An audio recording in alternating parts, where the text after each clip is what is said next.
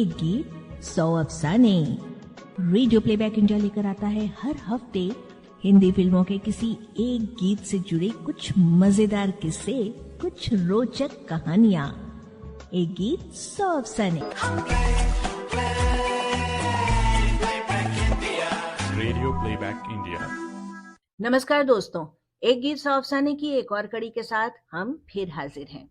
जोहराबाई आगरेवाली का गाया राग जिला आधारित दादरा, जिसके बोल हैं सौतन घर ना जा अरे मोरे सैया। क्या खास बात है इस 112 साल पुराने दादरे की? कौन थी जोहराबाई आगरेवाली? जिस सन में ये दादरा रिकॉर्ड हुआ था, उसमें कौन सी बड़ी गलती हुई? इस दादरे का प्रयोग 1963 की किस फिल्म के गीत में किया गया है? जानिए जोहराबाई आगरेवाली और उनकी गाई इस रचना से जुड़ी कई दिलचस्प बातें आज के इस अंक में। शोध और आलेख सुजॉय चैटर्जी का है और आज इसे प्रस्तुत कर रही हैं मातृका। आगरा की जोहराबाई को 19वीं सदी के अंत और 20वीं सदी के शुरुआती समय काल के भारतीय उपमहाद्वीप की महानतम गायिकाओं में से एक माना जाता है। उनके जीवन से संबंधित बहुत कम विश्वसनीय जानकारी उपलब्ध है और जितनी भी उपलब्ध है वो मुख्यतः उपख्यानात्मक यानी एनेक्डोटल है, तथ्य भित्तिक नहीं। कुछ सूत्रों के अनुसार जोहराबाई आगरेवाली का जन्म आगरा में सन 1868 में हुआ था और वहीं के मशहूर गायक और सारंगी नवाज अहमद खां से उन्हें संगीत की तालीम मिली थी। कहा जाता है अहमद खां ने ध्रुपद और धमार गायन उस्ताद गुलाम अब्बास खां से सीखा था, जो आगरा घराने के पूर्वजों में से एक थे। अहमद खां ने अतरौली के महबूब खां दरस से ख्याल गायकी सीखी थी और ये सब उन्होंने आगे चलकर जोहराबाई को सिखाया। कहते हैं कि अहमद खां साहब जोहराबाई की आवाज और गायन से इतने प्रभावित थे कि उन्होंने जोहराबाई को संगीत में परिपक्व बनाने में कोई कसर नहीं छोड़ी। कुछ सूत्रों के अनुसार जोहराबाई ने मथुरा के काले खान से भी संगीत सीखा, जो कादरी बेगम के पति थे और कादरी बेगम गुलाम अब्बास खां की पुत्री थी। इस तरह से जोहराबाई और उनके गुरुओं का जैसे एक ताना बाना सा बुना हुआ था। जोहराबाई एक तवायफ के रूप में काफी मशहूर थी। उन्होंने दरबारों के जलसों में बहुत बार अपने गायन और नृत्य की प्रस्तुतियां दी। दोस्तों, ये तमाम जानकारियां कितनी भरोसेमंद है ये हम नहीं कह सकते, लेकिन जो हकीकत रिकॉर्डिंग्स के जरिए आज मौजूद है वो यही है कि जोहराबाई आगरेवाली एक बेहतरीन गायिका थी। क्योंकि यहाँ हम उनके रिकॉर्डेड म्यूजिक का जिक्र कर रहे हैं, इसलिए अब उनके करियर के इस पहलू की बात करते हैं। हालांकि 20वीं सदी के शुरुआती सालों में ध्वनि मुद्रण की कई कंपनियां भारत में सक्रिय थी। The gramophone and typewriter limited सबसे बड़ा नाम था, जिसने 1908 के आते आते कलकत्ते के सियालदा में एक ग्रामोफोन रिकॉर्ड्स का कारखाना भी लगा दिया था। 1906-1907 के दौरान इस कंपनी ने विलियम गाइसबर्ग के नेतृत्व में समूचे हिंदुस्तान का दौरा किया और विभिन्न भाषाओं, बोलियों और संगीत की विधाओं में कई 100 रिकॉर्डिंग्स किए। इनमें कुछ स्तरीय जरूर थे, लेकिन ग्रामोफोन रिकॉर्ड खरीदने वाली जनता की ये आम धारणा बन गई कि इन रिकॉर्ड्स का मान काफी नीचा है। इस वजह से 1908-9 के रिकॉर्डिंग सत्र में कंपनी ने तय किया कि हिंदुस्तानी और कर्नाटक शास्त्रीय संगीत के नामचीन और मंजे हुए कलाकारों से वे रिकॉर्डिंग करवाएंगे। गाइसबर्ग की देखरेख में कलकत्ते में जिन कलाकारों से रिकॉर्डिंग करवाई उसमें शामिल थे दिल्ली की मुमताज जान, कलकत्ते की बेदाना दासी, बंबई की मिस अछन, मेरठ की नवाब जान, दिल्ली की जेबन जान, मद्रास की मिस वनजतची और आगरा की जोहराबाई। जी हाँ, 5 फरवरी 1908 को ग्रामोफोन कंपनी लिमिटेड और जोहराबाई आगरेवाली के बीच एक समझौते पर हस्ताक्षर हुए। इस समझौते पर जोहराबाई की मां का नाम हुसैनी जान लिखा गया था। ये कॉन्ट्रैक्ट 3 साल का था, जिसमें जोहराबाई को इस कंपनी के लिए साल में 25 गाने रिकॉर्ड करवाने थे, जिनमें गजल, दादरा, ठुमरी वगैरह शामिल होंगे। जोहराबाई की फीस तय हुई सालाना 2500 रुपए, यानी कि 100 रुपए प्रति रिकॉर्डिंग। ये उस समय के हिसाब से अच्छी खासी रकम थी।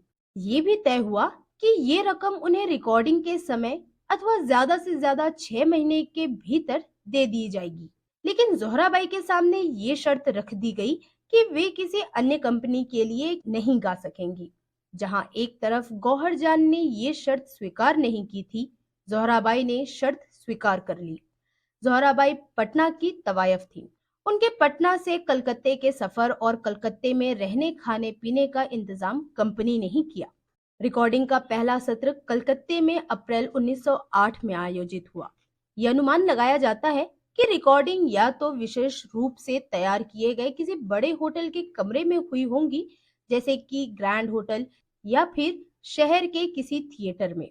इस सत्र में पहले दिल्ली की कलीजान, फिर आगरे की जोहराबाई और फिर कलकत्ते की गौहर जान की गाई रचनाएं रिकॉर्ड हुई। जोहराबाई के रिकॉर्ड किए हुए 25 में से 22 ही कमर्शियल प्रोडक्शन की दृष्टि से उपयुक्त साबित हुए। रिकॉर्डिंग का दूसरा सत्र नवंबर 1909 में लखनऊ में आयोजित किया गया।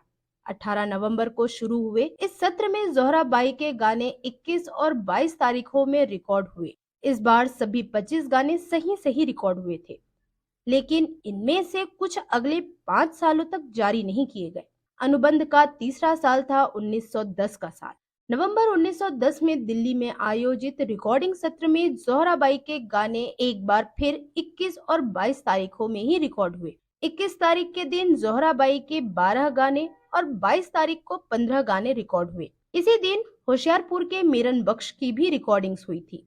ये रोचक तथ्य है कि जर्मनी से जब प्रेस होकर रिकॉर्डिंग बिक्री के लिए बाजार में आई, तब लोगों ने ग्रामोफोन रिकॉर्ड के लेबल पर लिखा हुआ पाया, बाय जोहराबाई, अ पंजाबी मेल सॉन्ग।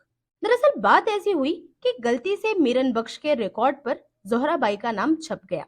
शायद इसी वजह से गौहर जान हमेशा अपनी प्रस्तुति के अंत में माय नेम इज गौहर जान कह दिया करती थी, ताकि जर्मनी में किसी को कोई संशय ना हो।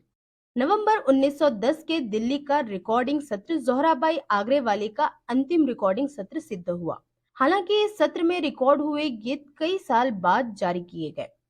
दोस्तों, आज हम जोहराबाई की गाई हुई जिस रचना की बात कर रहे हैं, उसकी रिकॉर्डिंग भी इसी दिल्ली सत्र में हुई थी, जिसका रिकॉर्ड जारी हुआ अगस्त 1911 में। दादरा शैली में ये रचना है, सौतन घर ना जा अरे मोरे सैया। दादरा एक संगीत शैली है जो हिंदुस्तानी उपशास्त्रीय संगीत की श्रेणी में आता है। दादरा नाम इसकी गायन की दादरा शैली से जुड़े होने के कारण पड़ा है, और इस शैली का नाम उस स्थान से लिया गया है जहां से इसकी शुरुआत हुई थी। दादरा का स्वरूप कुछ हद तक ठुमरी के समान है। प्रसिद्ध संगीतकारों के अनुसार दादरा और ठुमरी 19वीं शताब्दी के मध्य में नवाब वाजिद अली शाह के दरबार में एक साथ उभरे थे। लाचारी का वह रूप जो उस समय तक गाया जाता था, विकसित होकर ठुमरी और दादरा बन गया। हालांकि दादरा कई मायनों में ठुमरी से मिलता जुलता है, लेकिन ये तुलनात्मक रूप से ठहराव भरा है, जो कलाकार को तरह तरह के हरकतों की अधिक आजादी देता है। दादरा के बोल प्रेमपूर्ण, स्नेहपूर्ण और भावनात्मक होते हैं। इस प्रकार दादरा के गीत अधिकतर प्रेम से संबंधित हैं। मूल रूप से दादरा के गायन में दादरा ताल का प्रयोग हुआ करता था, लेकिन बाद में अन्य तालों जैसे कि कहरवा आदि का प्रयोग भी होने लगा। दादरा की रचनाएं आमतौर पर मांड, पीलू या पहाड़ी जैसे हल्के रागों में प्रस्तुत की जाती है। आवश्यकता अनुसार इसे मध्य लय या उससे भी तेज गाया जा सकता है। दोस्तों, हमने अभी दादरे की जितनी भी विशेषताएं बताई हैं, वे सब जोहराबाई के गाए सौतन घर ना जा रचना में कूट कूट कर भरी हुई है। दादरा गायन का संगत अक्सर तबला, सारंगी, हारमोनियम और तानपुरे से किया जाता है। किसी जलसे में गायक अक्सर ठुमरी के बाद दादरा गाते हैं, ठीक वैसे जैसे बड़ा ख्याल के बाद छोटा ख्याल गाया जाता है। दादरा उपशास्त्रीय संगीत के अत्यंत लोकप्रिय धाराओं में से एक है और आमतौर पर पूरे भारत में कव्वालियों, भजनों, गजलों और लोक संगीत में इसके रूप पाए जाते हैं। दादरे का रूप हल्का और तुलनात्मक रूप से आसान होने की वजह से इसका प्रयोग फिल्म संगीत में व्यापक रूप से किया गया है। दादरा के लिए प्रसिद्ध स्थानों में आगरा और बुंदेलखंड क्षेत्र सर्वोपरि हैं। इससे ये भी अनुमान लगाया जा सकता है कि जोहराबाई आगरे वाली के अंदर दादरा गायन की कला क्यों कूट कूट कर भरी हुई थी। सौतन घर ना जा अरे मोरे सैया, हमार जिया तरसे हमारी ले कैया, दरअसल एक गजल नुमा दादरा है राग जिला को आधार बनाकर। वैसे तो अलग अलग कलाकारों ने इस पारंपरिक दादरे को अलग अलग अंतरे के बोलों के साथ गाया है। जोहराबाई वाले संस्करण में उन्होंने जिस अंतरे को चुना है वो है, कर बार बार जोड़ी बिनती करत हूँ और पढ़ूं तोरे पैया। 3.5 मिनट के रिकॉर्ड में किसी भी शास्त्रीय रचना में एक से अधिक अंतरे की गुंजाइश नहीं होती, वरना जोहराबाई यकीनन 1-2 अंतरे और जोड़ देती, जैसा बाद के गायक गायिकाओं ने इस दादरे के साथ किया। इस दादरे के कुछ और अंतरों का जिक्र किया जाए। कावक ठाणी तोरी अरज करत हूँ और पढ़ू तोरे पैया, अरे मोरे सैया। आज की रैना सैया यही रुक जाइयो, पढ़ू मैं तोरी पैया, ना जा मोरे सैया। नैना मिलाई के दूर मत जइयो, पास बुलाई के दूर मत जइयो, पढ़ू तोरे पैया। जो तुम जइहो सैया मैं का करी हूँ, सौतन घर ना जा मोरे सैया। और दोस्तों, जैसा कि हमने पहले कहा कि दादरा हमारे फिल्मी गीतों में भी बेशुमार सुने गए हैं, तो इस दादरे का भी फिल्मी संस्करण बना है। 1963 की फिल्म ये दिल किसको दूं में संगीतकार इकबाल कुरैशी और गीतकार कमर जलालाबादी ने इसे क्या खूब फिल्मी जामा पहनाया है।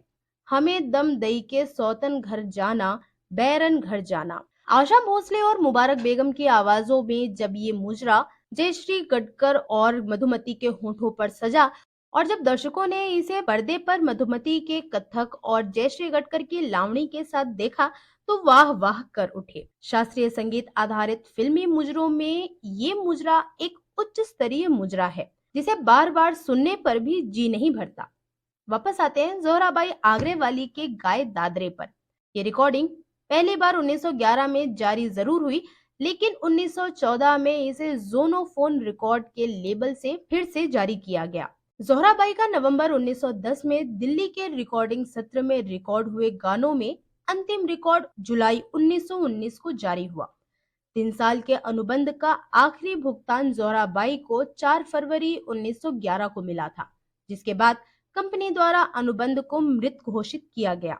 कई सूत्र इस बात की ओर इशारा करते हैं कि जोहराबाई का 1911 या 1913 में कलकत्ते में निधन हो गया। ग्रामोफोन और जोनोफोन के कैटलॉगों में उनका नाम जोहराबाई आगरा प्रकाशित होता रहा है, लेकिन जून 1914 के प्रकाशन में उनके कुछ रिकॉर्ड्स के लेबल पर द लेट जोहराबाई प्रकाशित किया गया। तो दोस्तों, यही थी जोहराबाई आगरे वाली और उनके गाए आज के मुजरे की कहानी। आज के इस अंक में सम्मिलित ऐतिहासिक बातें हमने प्राप्त की प्रसिद्ध इतिहासकार माइकल कीनियर के ग्रामोफोन इतिहास के शोध कार्य से।